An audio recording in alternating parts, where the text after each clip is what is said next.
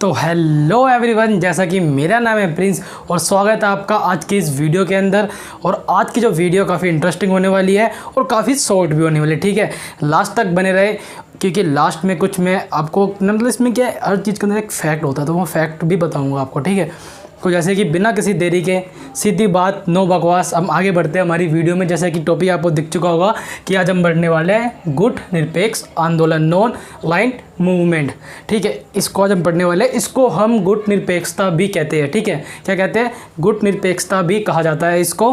ठीक है, तो आज हम पढ़ने वाले इसके बारे में। पहले हम जानेंगे इसका अर्थ। ठीक है, इसका अर्थ क्या था, मतलब जो गुट निरपेक्षता, इसका अर्थ भी तो कुछ होगा। तो आज इसके अर्थ के बारे में पहले बात करेंगे। जैसे कि सिंपल शब्दों में अगर समझे गुट निरपेक्षता का या गुट निरपेक्ष का अर्थ क्या होता है, मतलब इसकी उत्पत्ति कब हुई थी? जब शीत युद्ध हुआ था। ठीक है, उसके बाद क्या हुआ था, उससे पहले फर्स्ट वर्ल्ड वार भी हुआ, उसका सेकंड वर्ल्ड वार मतलब 2 वार हो चुके थे जो काफ़ी ज़्यादा बड़े थे। ठीक है, उसके बाद क्या हुआ, गुट निरपेक्ष की जो गुट निरपेक्ष आंदोलन की स्थापना हुई थी। क्यों हुई थी? क्योंकि उसके अंतर्गत क्या था, जो बहुत सारे मतलब बहुत सारी कंट्रियाँ थी और देश थे, उनका काफ़ी मोटे तौर पे जन धन की उनकी बहुत ज़्यादा हानि हुई थी। जिसके बाद क्या हुआ था, कुछ ऐसे राष्ट्र थे जो काफ़ी ज़्यादा उनका जो होती है ना आर्थिक स्थिति, वो नीचे लगी थी। और उसके बाद उसमें हो क्या था, उसमें अपनी शक्ति बढ़ाने के लिए क्या कर रहे थे, राष्ट्र क्या कर रहे थे, संधियाँ बना रहे थे पावरफुल होने के लिए। जिससे क्या होता, कहीं ना कहीं जिनके साथ संधियाँ बना रहे थे उनके कुछ हक भी छीन रहे थे, जो राष्ट्रीय जो हित होता है वो भी छीने जा रहे थे। ठीक, तो उसके बाद क्या हुआ, गुट निरपेक्ष का मतलब गुट निरपेक्ष को अपनाया। गुट निरपेक्ष का अर्थ होता है कि सिंपल इसके हम समझेंगे तो इसमें क्या होता है कि इसमें क्या होता है, किसी भी ग्रुप से नहीं जुड़ते, मतलब किसी भी गुट से नहीं जुड़ते। अपनी स्वतंत्रता को कायम करने के लिए ये अपने एक मतलब अपना एक अलग नहीं, मतलब अलग रहते हैं।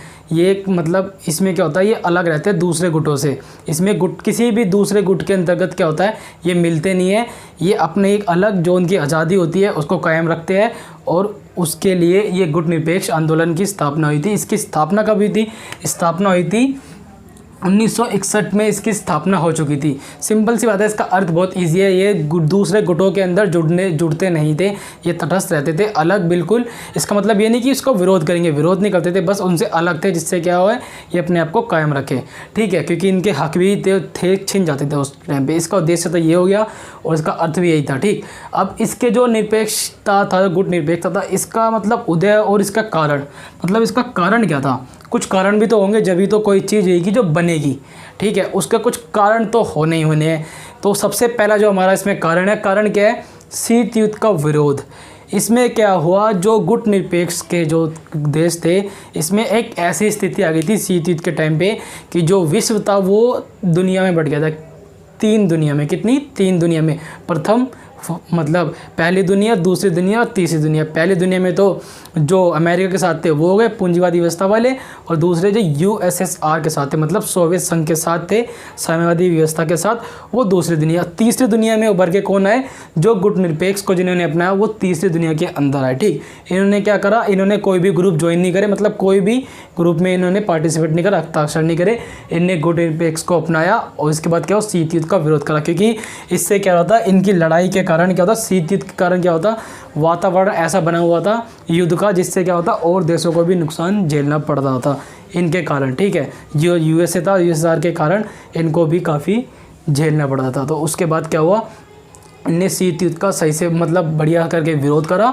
इनने शीत युद्ध का विरोध करा, उसके बाद क्या हुआ, इन्होंने अपना एक अलग बना लिया गुट निरपेक्ष, किसी गुट के अंतर्गत ये जुड़े नहीं। ठीक है, अब इसके बाद हम दूसरे पे आते हैं। दूसरा जो हमारा सैनिक गुट, मतलब क्या, सैनिक गुट मेन तो इसमें सैनिक ही है। सैनिक गुट जैसे कि नाटो बना था, सीटो बना था और सेंटो बना था, एक वार्सा पैक्ट बनाया था सोवियत संघ ने। तो इनने क्या करा, उनसे दूरी बना ली, क्योंकि वो एक गुट ही तो थे। तो इनने क्या करा, उससे काफ़ी दूरी बना ली। उसके बाद इन्होंने इसके अंतर्गत नहीं किया और इसका क्या करा, विरोध करा। क्योंकि शक्तिशाली होते, जो शक्तिशाली हो जाएगा तो भाई वो काम टाइम पास तो करेगा नहीं, वो सिंपल से करेगा, छोटे मोटे राष्ट्र होते हैं उन पे अपना अधिकार जमाएगा। ठीक है, तो बस इसी कारण क्या हुआ, सारे देश मिलके जो गुट निरपेक्ष आंदोलन में थे उन्होंने इसका मिलके विरोध करा। उसके बाद इसमें एक आर्थिक कारण भी आता है। आर्थिक कारण क्यों आता है? आर्थिक कारण भी इंपॉर्टेंट काफ़ी इसलिए पड़ता है हमारे लिए, क्योंकि इसके अंतर्गत क्या होता है, जब वर्ल्ड वार हुए थे काफ़ी मतलब हानि हुई थी। इसमें क्या होता, काफ़ी ज़्यादा हानि हुई थी। जो जन की भी हुई थी, धन की भी हुई थी, अर्थव्यवस्था डूब चुकी थी काफ़ी देशों की। तो उसके बाद क्या हुआ, इनकी आर्थिक स्थिति कुछ अच्छी नहीं रही थी, तो इस कारण भी ये उनमें नहीं लगे, क्योंकि इनको लगा कि अगर उसमें जुड़ जाएंगे तो हमें और ज़्यादा झेलना पड़ेगा, खर्चा हो जाएगा, धनहानि होगी, जनहानि होगी और हमारे को काफ़ी ज़्यादा मंदी का सामना करना पड़ जाएगा।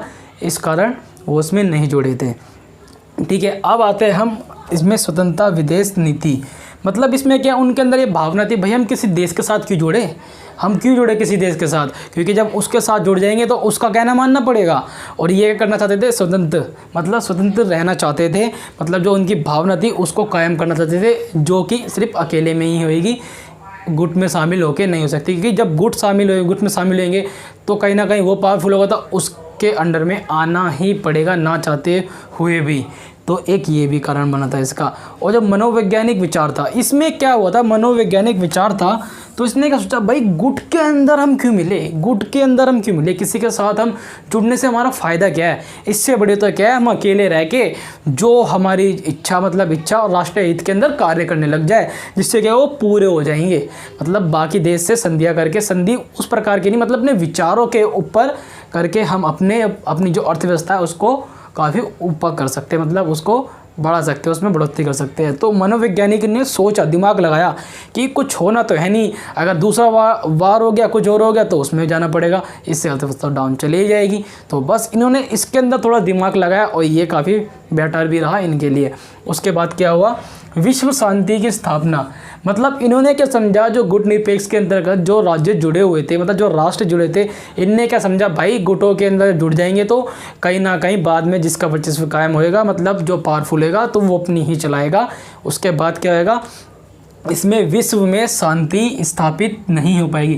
जो शांति स्थापित है वो नहीं हो पाएगी, किसके कारण, गुट बनने के कारण। जो गठबंधन सरकार होता है ना, लाइन सिस्टम होता है, अगर वो रहेगा, गठबंधन सिस्टम रहेगा, तो उसके बाद क्या होगा, कभी भी विश्व में शांति नहीं हो पाएगी। तो इनका एक मेन कारण ये भी था, मेन कारण तो काफ़ी था ही ये, क्योंकि इसमें क्या है, जब किसी के अंडर में जाएगा तो उसकी स्वतंत्रता छीन ले जाती है, उसकी आज़ादी, उसके राष्ट्रीय हित को काफ़ी खतरा होता है। जो राष्ट्रीय हित होता है वो सारे के सारे देशों के लिए काफ़ी इंपॉर्टेंट होता है, काफ़ी महत्व होता है, जिसमें क्या होता है, देश की अर्थव्यवस्था भी डाउन चल जाती है। उसके बाद जब कोई वॉर होएगा तो उसमें हानि होएगी और राष्ट्रीय हित पे भी उसका प्रभाव पड़ेगा और हर चीज़ पे उसका प्रभाव पड़ेगा, संस्कृति तौर पे भी प्रभाव पड़ेगा। कि कई बार नहीं मिलते विचार तो ज़रूरी नहीं है कि हम उससे लड़ाई करेंगे, ऐसा कुछ नहीं होता, तो बस उसमें भी टकराव आ जाते हैं। अब जो उसके प्रभाव पड़े, अब कुछ ना कुछ जब इतना वो गुट निरपेक्ष बना, इतने सारे देश उसके अंदर को जुड़े, काफ़ी ज़्यादा जुड़ गए थे उसके अंदर, ठीक। तो उसके बाद क्या हुआ, जो उसके प्रभाव पड़े, तो प्रभाव क्या, कई जो उसकी आलोचना करी है ना, इसके सकारात्मक प्रभाव भी थे और नकारात्मक प्रभाव भी थे। जैसे नकारात्मक में देखें तो इसमें क्या बोला, महाशक्तियाँ से दूरी। मतलब तुमने क्या सोचा कि महाशक्ति से अगर तुम दूर हो जाओगे तो इससे क्या तुम्हारी उन्नति हो जाएगी या तुम्हारी पावर बढ़ जाएगी, ऐसा कुछ नहीं होने का, ये आलोचना वालों ने कहा था। इसका मतलब ये नहीं कि अगर महाशक्ति से दूर हो गए तो एकदम बढ़िया हो जाएगा, ऐसा कुछ नहीं था। तो ये एक आलोचना थी। इसमें क्या, दूसरी क्या, मजबूरी की नीति।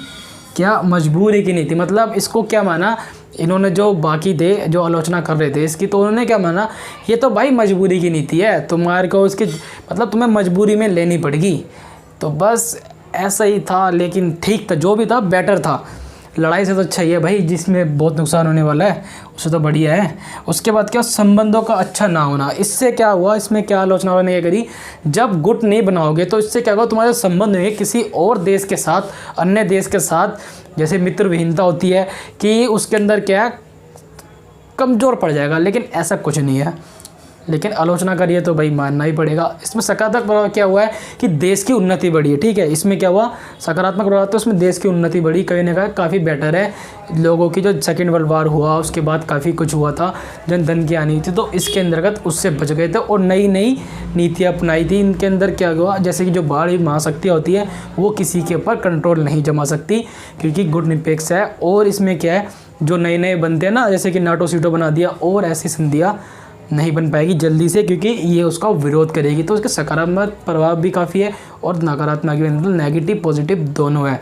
तो जैसे कि आपने देखा कि आज का हमारा टॉपिक घुटने पेक्स था, तो आज हमने इसको क्लियर कर लिया है और आपके लिए काफ़ी ये इंपॉर्टेंट भी है, तो इसको अच्छे से समझे, क्योंकि रट्टे से कुछ नहीं होता, समझना होता है। ये इतने पॉइंट लिखे हैं, अगर आप समझ लोगे तो इससे ज़्यादा लिख दोगे, क्योंकि इसके अंदर क्या है, इसकी प्रासंगिकता मतलब जो होती है, प्रासंगिकता होती है, इसके बारे में बताना पड़ता है, इसका महत्व भी होता है। तो इसमें क्या आपको जब टॉपिक समझ में आ जाएगा तो ये अपने आप ही क्लियर हो जाएगा। तो बस, तो आज की छोटी सी वीडियो हमारी यही थी। आई होप आपको वीडियो काफ़ी अच्छी लगेगी, और हाँ, अच्छी लगी तो लाइक करें एंड चैनल को सब्सक्राइब जरूर कर लीजिए। तो ठीक है, तो हम मिलेंगे नेक्स्ट वीडियो के अंदर कुछ एक नए फैक्ट लेके, और मिलेंगे नई वीडियो के अंदर। तो मिलते हैं next time. Take care, bye bye, peace out.